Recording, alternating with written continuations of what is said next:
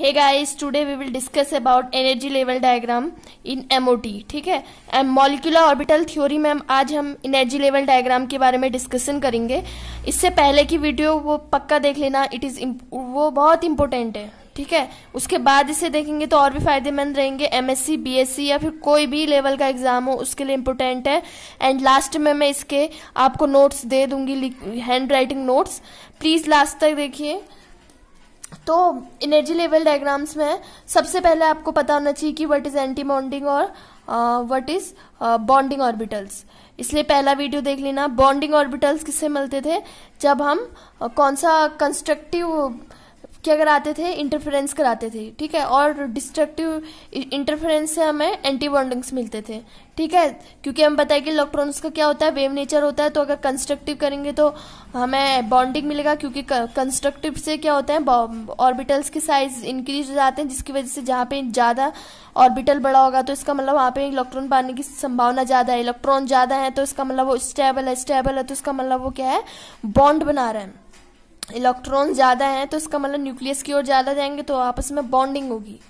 ठीक है, तो वो सब देख लेना, वो मैंने एक्सप्लेन किया हुआ है। तो इसमें हम एनर्जी लेवल डायग्राम पढ़ेंगे सीधे। तो एनर्जी लेवल डायग्राम में देखो, वन थिंग हमेशा याद रखना कि 1s आपस में ओवरलैप करेगा, 2s करेगा, 2p करेगा। ये नहीं कि 1s और 2s को ओवरलैपिंग करा दोगे, ये कभी बॉन्ड नहीं फॉर्म करेगा। 1s और 1s ही बनेगा, 2s और 2s ही बनेगा। तो यहाँ पे पहले हम देख लो 1s है और ये हमेशा 1s के साथ ही ओवरलैप करेगा। ठीक है, तो यहाँ पे एक क्या बनेगी, बॉन्डिंग, एक क्या बनती है, एंटी बॉन्डिंग। वाई ये मैंने एक्सप्लेन किया हुआ है, प्लीज उसको देख लेना। ये sigma star, it is sigma. जो बॉन्डिंग होता है उसको सिग्मा से इसको, और हमें पता है कि जो न्यूक्लियस, जो हॉरिजॉन्टल वाले ओवरलैपिंग होती है जिसमें न्यूक्लियस मिलते हैं, वो हमेशा सिग्मा बनाते हैं, और जो वर्टिकल ओवरलैपिंग होती है वो क्या बनाते हैं, पाई ऑर्बिटल्स बनाते हैं। ओके, ये 1s का हो गया, तो ये भी 1s होगा। मान लो एक हाइड्रोजन का एटम है, दूसरा भी हाइड्रोजन का एटम, दोनों 1s ओवरलैप करेंगे। ठीक है, तो यहाँ पे दोनों हाइड्रोजन और ओवरलैप करके एक बॉन्डिंग बनाएंगे, एक एंटी बॉन्डिंग बनाएंगे। ठीक है, और अगर मान लो कोई हायर मॉलिक्यूल है तो यहाँ पे क्या होगा, 2s भी होगा। 1s के बाद क्या आता है, 2s आता है। ठीक है, ये 2s ऑर्बिटल हो गया।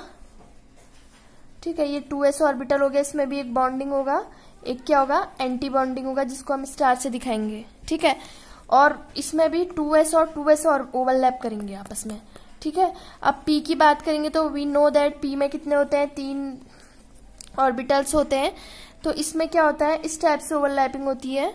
एक नीचे बनता है, नीचे कौन सा बनता है, pz। हमेशा याद रखना, ओनली जो pz होता है ना, px, py और pz 3 ऑर्बिटल होते हैं।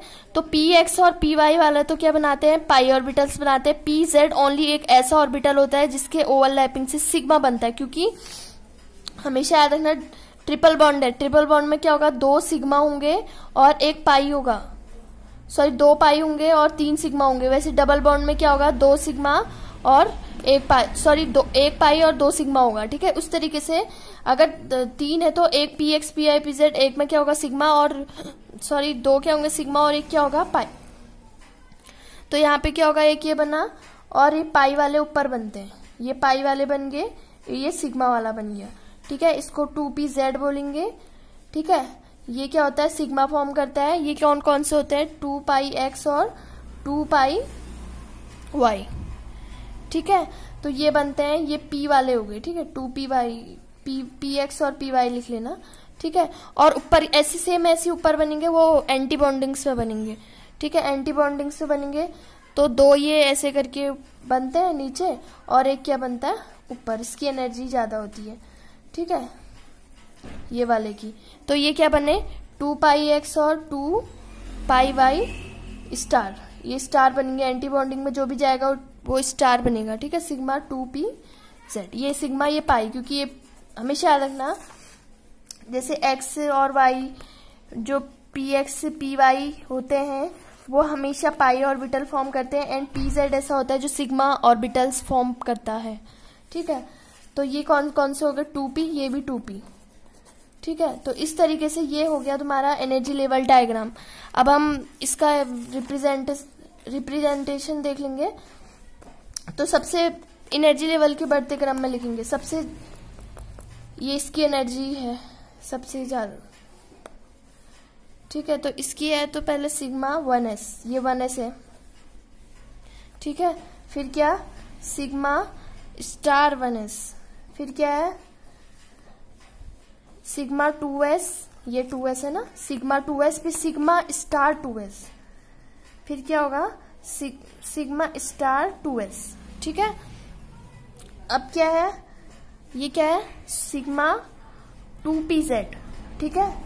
मतलब नीचे से ऊपर को लिखते जाएंगे सिग्मा 2pz, फिर क्या है सिग्मा 2 पाई ऐसे लिखो, सिग्मा नहीं 2 पाई px, ठीक है। जैसा है वैसे लिखते जाओ एनर्जी के बढ़ते क्रम में।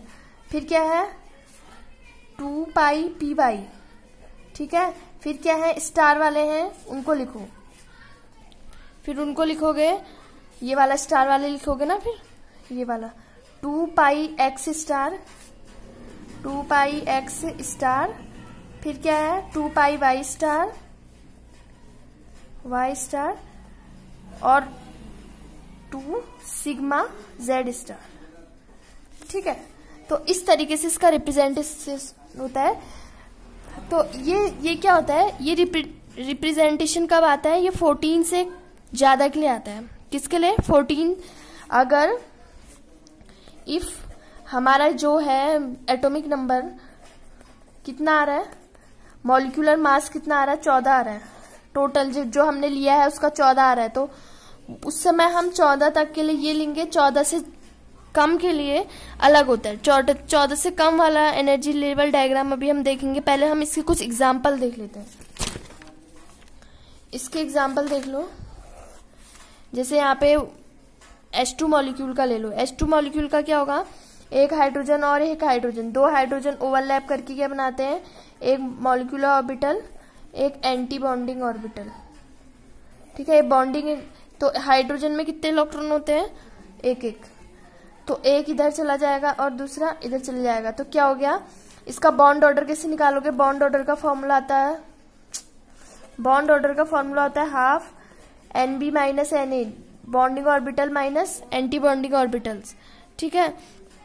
तो यहाँ पे हाफ बॉन्डिंग में कितना है 2 माइनस Na कितना है 0, तो यहाँ पे कितना आ गया इसका आंसर, 2 में से 0 गया 2, तो यहाँ पर 1 आंसर आ गया। इसका मतलब इन दोनों के बीच में कितनी बॉन्डिंग होगी, हाइड्रोजन और हाइड्रोजन के बीच में एक बॉन्ड, ठीक है। ओनली 1 बॉन्ड फॉर्म होगा। इस तरीके से हम बॉन्ड ऑर्डर से ये पता करते हैं कि कितने बॉन्ड फॉर्म होंगे, ठीक है।